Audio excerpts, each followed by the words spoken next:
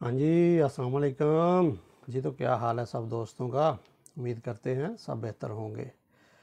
हाँ जी, तो हाज़िर हैं जी एक नई वीडियो के साथ, एक नए टॉपिक के साथ, एक नई इन्फॉर्मेशन लेकर। बहुत से दोस्तों के कमेंट आ रहे थे कि भाई ये जो वीज़ा रिजेक्शन के आजकल वीज़ा लगने की जो रिजेक्शन रेशो है वो बहुत ज़्यादा बढ़ गई है। जी हाँ दोस्तों, मेरे साथ एक दोस्त रहते हैं, उनके गाँव के 4 लड़कों के वीज़े जो हैं वो रिजेक्ट हुए हैं। तो पहले तो ये था, इससे जब आपका वर्क परमिट पाकिस्तान पहुंच गया तो उस वक्त 99% चांस होते थे कि आपका वीज़ा जो है वो अभी % ये चांस है कि आपका वीज़ा लग गया है। लेकिन अभी कुछ सीन चेंज हो चुका है। जी हाँ दोस्तों, वीज़े के जो स्टैंपिंग का जो प्रोसेस है वो बहुत ज़्यादा मतलब जो कि रिजेक्शन की तरफ जा रहा है। बहुत से वीज़े रिफ्यूज़ हो रहे हैं, रिजेक्ट हो रहे हैं। तो आज की वीडियो में हम ये ही डिस्कशन करेंगे कि ऐसी कौन सी वजूहात हैं जिनकी वजह से वीज़े रिजेक्ट हो रहे हैं लगना। जी हाँ दोस्तों, आज की वीडियो का पर्पज़ यही है कि हम यही इन्फॉर्मेशन देंगे कि वीज़ा रिजेक्ट होने की ज़्यादातर वजूहात क्या होती हैं। तो उसमें सबसे पहला मसला जो है वो ये है कि जब भी आपका रोमानिया से वर्क परमिट मतलब इशू हो जाता है यहाँ से, तो उसके बाद आपका जो एजेंट है यहाँ से जल्दी के चक्कर में, आपसे पैसे लेने के चक्कर में, वो यहाँ से पीडीएफ फाइल मतलब आपके डॉक्यूमेंट स्कैन करवा के पीडीएफ फाइल बनवा के पाकिस्तान मंगवा के वो फिर उनको मतलब प्रिंट आउट करवा के तो वो आपके डॉक्यूमेंट्स फाइल बना के आपको देता है। जी आप यहाँ पे एम्बेसी में जाके ये जमा करवाएं। उस बेस पे जब भी आपके कॉपीड मतलब जो भी डॉक्यूमेंट्स हैं नकल होंगे, ओरिजिनल नहीं होंगे, तब तक आपका जो वीज़ा रिजेक्शन है मतलब उसी वक्त उसमें 1% चांस भी नहीं है कि आपका वीज़ा लगेगा। तो कोशिश यही करें कि अपने एजेंट को बोलें कि जो भी मतलब आपके डॉक्यूमेंट्स हैं वो कोरियर के ज़रिए ओरिजिनल डॉक्यूमेंट्स पाकिस्तान में मंगवाए। तो उन्हीं ओरिजिनल डॉक्यूमेंट्स की बेस पे आपका जो पासपोर्ट है, आपकी जो डॉक्यूमेंटेशन है वो एम्बेसी में करें। नहीं तो जब मतलब जैसे ही वो जो कि आपके पीडीएफ फाइल वाले वो प्रिंट आउट पेपर्स हैं उनकी वजह से आपका जो वीज़ा है वो रिफ्यूज़ हो जाएगा। पहली वजह तो हो गई ये। दूसरी वजह ये है कि जब भी आप रोमानिया एम्बेसी में इंटरव्यू के लिए जाते हैं, काइंडली इंग्लिश ज़रूर सीखें। जिसका जहन है कि मैंने रोमानिया जाना है वो कम से कम इंग्लिश समझे, सीखे ज़रूर। क्योंकि भाई वहाँ पर रोमानिया एम्बेसी में इंटरव्यू बिल्कुल इंग्लिश ज़ुबान में, किसी और ज़ुबान में इंटरव्यू वहाँ पर नहीं है।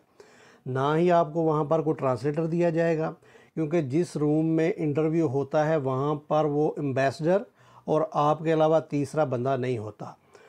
बेसिक से सवालात हैं जो कि आपसे किए जाते हैं। तो काइंडली मेहरबानी करें, जिस भाई का भी माइंड सेट बना हुआ है कि मैंने रोमानिया जाना है, तो सबसे पहले थोड़ी इंग्लिश की ज़ुबान जो है उसके लिए थोड़ी अंडरस्टैंडिंग करें। क्योंकि इंटरव्यू में जो भी सवालात हैं वो इंग्लिश में हैं, यहाँ तो और किसी भी लैंग्वेज में आपसे इंटरव्यू नहीं लिया जाएगा। दूसरी बात हो गई ये। तीसरी बात ये है कि आपने मतलब जो भी अपनी मेडिकल इंश्योरेंस होती है उसका काइंडली ख्याल करना है। मेडिकल इंश्योरेंस आपने जब भी आपका इंटरव्यू हो, इंटरव्यू से ज़्यादा 8-10 दिन पहले करवानी है। मतलब आपकी जो मेडिकल इंश्योरेंस है वो कम से कम 3 माह के लिए वैलिड होनी चाहिए और 10 साल वाली जो इंश्योरेंस है वो करवानी चाहिए। 3 महीने के लिए वैलिड कम से कम होनी चाहिए। तो यही कुछ मतलब चीज़ें हैं, कुछ बातें हैं। सबसे मेन चीज़ है आपके डॉक्यूमेंट्स जो हैं वो ओरिजिनल होने चाहिए, बिल्कुल ओरिजिनल। चाहे वो आपके अपने एजेंट को बोलें कि मतलब जो कॉपीड डॉक्यूमेंट्स हैं वो यहाँ पे नहीं चलेंगे। यहाँ से कोरियर के ज़रिए अपने डॉक्यूमेंट्स मंगवाएं। दूसरे नंबर पे इंग्लिश ज़ुबान, कुछ तो मतलब आप इंग्लिश ज़ुबान जो है उसको उसके लिए कुछ तो मेहनत करें। तो दूसरे नंबर पे इंग्लिश ज़ुबान होगी। तीसरे नंबर पे आपकी मेडिकल इंश्योरेंस है जो कि कम से कम 3 पौने 3 माह के लिए वैलिड होनी 3 माह के लिए वैलिड होनी चाहिए। और यही 3 बेसिक चीज़ें हैं। इसके अलावा और मेरे ख़्याल में तो जहाँ तक मैंने नॉलेज हासिल की है, कुछ ऐसी चीज़ नहीं जिसकी वजह से रिजेक्शन लगे। लेकिन ये इससे ज़्यादा आपके लक पे भी डिपेंड करता है। एम्बेसडर है, कोई भी ऑब्जेक्शन लगा के आपका वीज़ा रिजेक्ट कर सकता है। लेकिन ये 3 चीज़ें हैं, अगर ये 3 चीज़ें आप अच्छे तरीके से मतलब इनको अच्छे तरीके से अपने अंडर कंट्रोल कर लेंगे तो मैं नहीं समझता कि इसके बाद फिर एम्बेसडर के पास कोई भी रिजेक्शन का कोई भी मतलब ऐसा बहाना हो कि आपका वीज़ा रिजेक्ट कर सके। पहले नंबर पे आपके डॉक्यूमेंट्स ओरिजिनल होने चाहिए। दूसरे नंबर पे आपको इंग्लिश कुछ ना कुछ ज़रूर आनी चाहिए ताकि आप सवाल जवाबात करवा सकें। और नंबर 3 पे आपकी है इंश्योरेंस, जो कि आपकी कम से कम 3 माह के लिए वैलिड होनी चाहिए। बाकी के छोटे मोटे जो डॉक्यूमेंट्स हैं वो आपका जो कंसल्टेंट या आपका एजेंट है वो बेहतर जानता होगा।